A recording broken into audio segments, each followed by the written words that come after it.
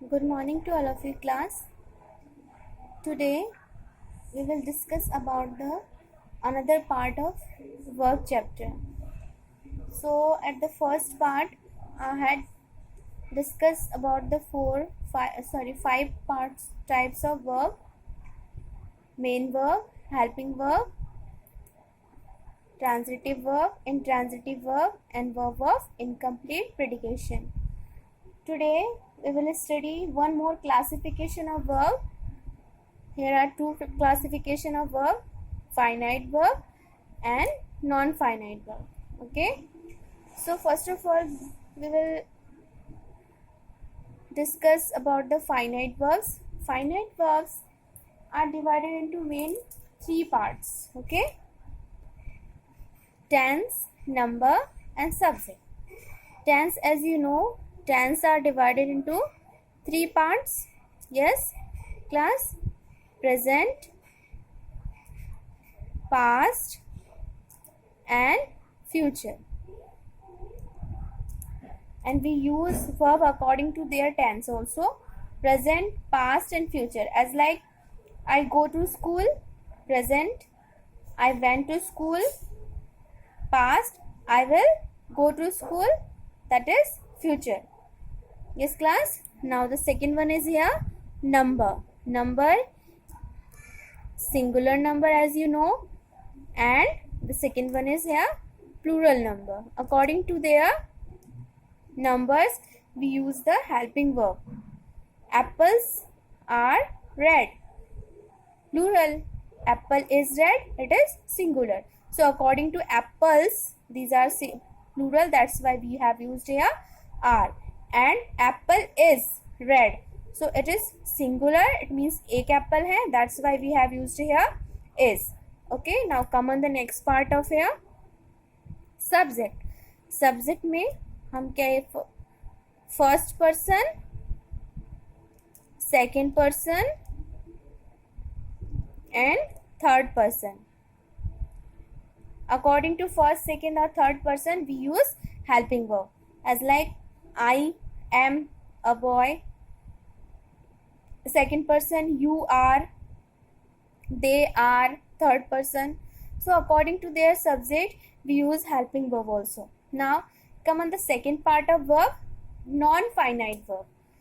Non-finite verbs are also divided mainly into three parts: participles, gerund, infinitives. Today we will discuss about the first part, participles, in this video. Okay, so come on here, participle. Class, participles क्या होते हैं? First of all, let's know the definition here. Participles define noun as adjective or adjective phrases. जो participle होता है ना, वो noun को एक एडजेक्टिव और एडजेक्टिव फ्रेजेस की तरह लेता है. जैसे कि जो वर्ब होते हैं, वर्ब को मॉडिफाई करके एक एडजेक्टिव की तरह उसे शो करता है. एज लाइक, आपने कहा I have a dancing doll. अब आप ये तो नहीं कहना चाह रहे हो कि मेरी डॉल डांस कर रही है या कर रही थी. I have a dancing doll, आपने इस डॉल की क्वालिटी को बता दिया. क्वालिटी किस में होती है? एडजेक्टिव में ही होता है. अब डॉल की क्वालिटी क्या है? वो डांस करती है. So that is dancing doll. तो जो वो वर्ब होता है, वो वर्ब किस में चेंज हो जाता है? एक एडजेक्टिव की तरह आपको शो करता है. सेकेंड एग्जाम्पल, आई लव प्लेइंग पियानो. सो प्लेइंग पियानो, पियानो जो है उसको आप बजाना पसंद करते हैं. सो प्लेइंग वर्ड जो यहाँ पर है, it is not used as a verb, it is using as a quality. Piano की क्वालिटी की तरह से यूज किया जा रहा है. इट मीन्स आप एक कॉम्प्लीमेंट दे रहे हो कि मुझे पियानो बजाना अच्छा लग रहा है. ठीक है, अच्छा लगता है. ना तो आप अभी प्ले कर रहे हो, ना कर रहे थे, आप उस बात को शो नहीं कर रहे हो, बट आप एक स्टेटमेंट दे रहे हो कि मुझे पियानो बजाना अच्छा लगता है. I love playing piano. Now first of all we will study present participle. Present participle में इट मीन्स ये एक एडजेक्टिव की तरह तो फंक्शन करेगा, बट जो बातें आप कहेंगे, सेंटेंसेस आप शेयर करेंगे वो प्रेजेंट की होंगी, ठीक है, ना तो उसमें पास्ट का कोई भी सेंस यूज होगा, ठीक है। जैसे कि फर्स्ट एग्जांपल हम यहाँ लेते हैं, द क्राइंग बेबी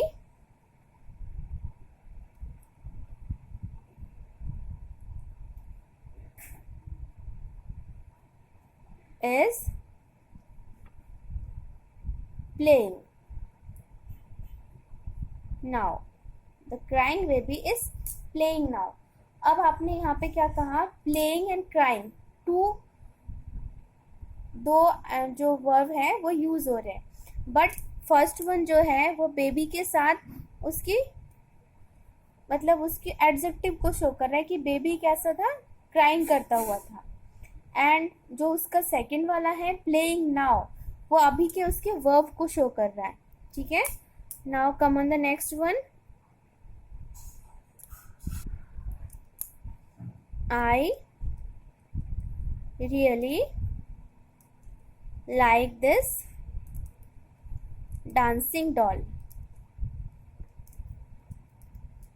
सो यहाँ पे डांसिंग डॉल ये नहीं बताया जा रहा है कि डॉल अभी डांस कर रही है या कर रही थी, यहाँ पे उसकी क्वालिटी को शो किया जा रहा है कि डॉल क्या कैसी है, डांसिंग वाली है, वो डांस करती है। इट मीन्स उसकी एक क्वालिटी को, अच्छी क्वालिटी को शो किया जा रहा है, ठीक है। Sen next example, he sold his working machine, he sold his working machine। It means वो मशीन कैसी थी, वर्क करती हुई थी, ना तो बताया जा रहा है कि वो अभी वर्क कर रही है या बाद में वर्क कर रही है। इट मीन्स जो भी वर्ड आप यूज़ करोगे किसी भी नाउन के साथ, वो उसके साथ आईएनजी फॉर्म में यूज़ होगी, ठीक है, प्रेजेंट पार्टिसिपल में, और क्या करेगी, उसकी क्वालिटी को या कॉम्प्लीमेंट को शो करने का काम करेगी, ठीक है। Okay, now come on the next part here, now class come on the next part here, past participle। past participle से आपको पहले ही सेंस आ रहा होगा that it is used by verbs third form, ये verb के थर्ड फॉर्म से use होगा। it means past इसमें सेंस आएगा, पास्ट फॉर्म का सेंस आएगा, ठीक है। as like जो verb होगी उसकी थर्ड फॉर्म को हम यूज करेंगे पास्ट पार्टिसिपल को। फॉर एग्जाम्पल, वो जो एडजेक्टिव, इट मीन्स जो नाउन के बारे में आप जो भी बताना चाह रहे होगे उसके उस नाउन के साथ वो इट मीन्स पहले से वो चीज़ हैपन हो चुकी होगी। जैसे for example, I need some toasted bread. Bread क्या है, ना तो उसे टोस्ट करना है ना करेंगे, बट वो क्या है, टोस्टेड है, पहले से ही है।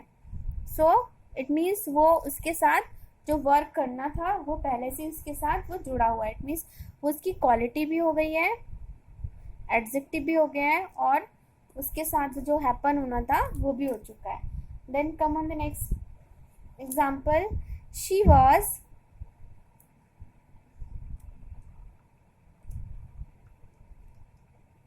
asked the learned lesson।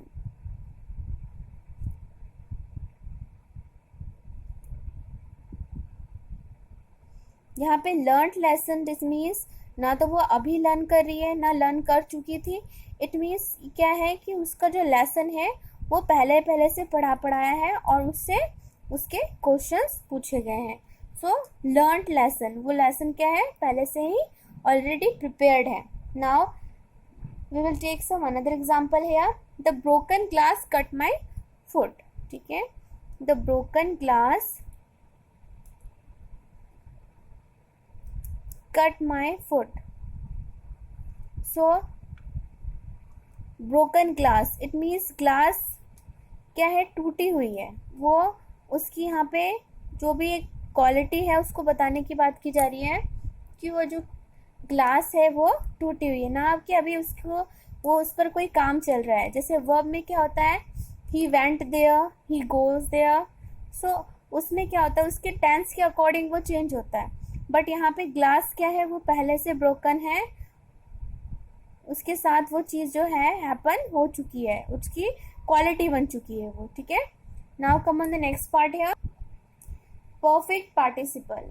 Perfect participle में हम किसका यूज करेंगे, हैविंग एंड वर्ब की third form.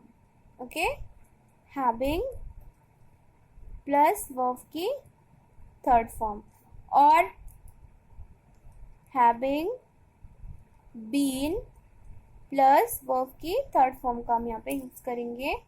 For example,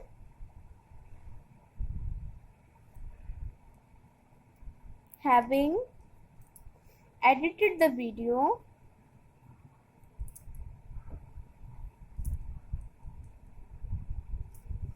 I started uploading it. I started uploading it.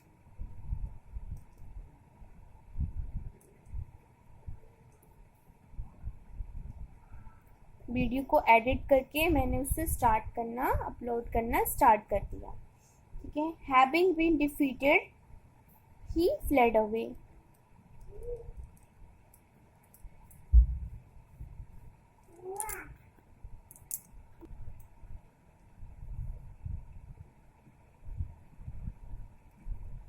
Having been defeated, he fled away. Now next example, having been beaten up,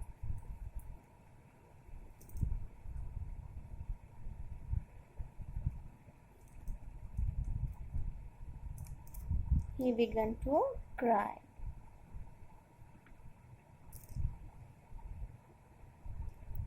Yes class, you can see here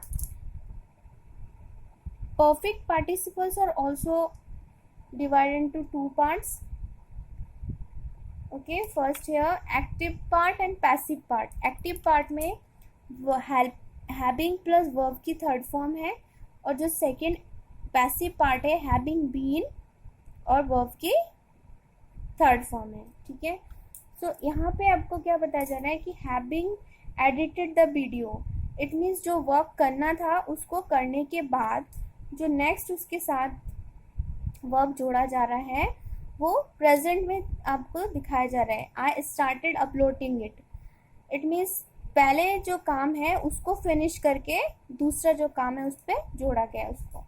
having finished my homework I went to play, मैंने अपना काम कर लिया था उसके बाद मैं play करने गया।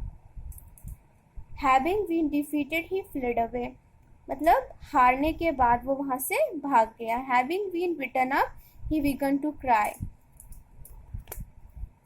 Okay class, we will discuss the next part of non-finite verbs, gerund, infinitives in our another video. Okay, bye to all of you.